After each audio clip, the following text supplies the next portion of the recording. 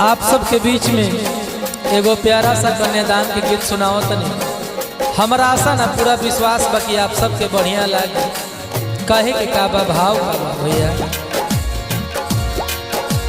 जंघिया बैठवल हो पापा, जंघिया बैठवल हो पापा, अपनी हो तरिया।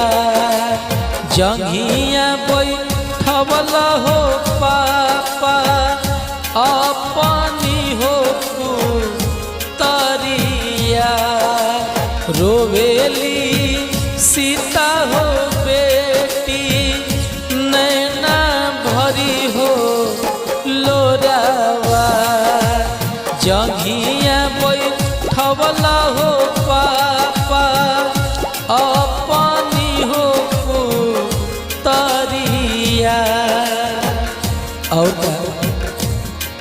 बेटी कहता है नहीं हम रहनी हो पापा, चोरनी से हो चटनी।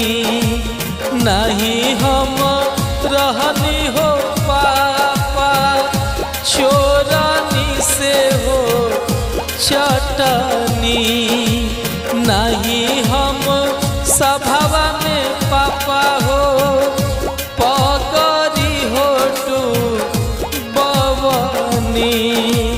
कवन का रनवाए पापा, धियावा के हो तेजल।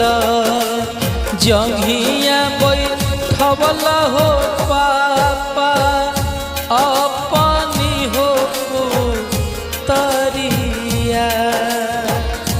और का बेटी के बाप का कहत रे नहीं तू रहलुए बेटी, चोरनी से हो चटनी। नहीं तू सभावा में बेटी हो पगरी हो बबलू।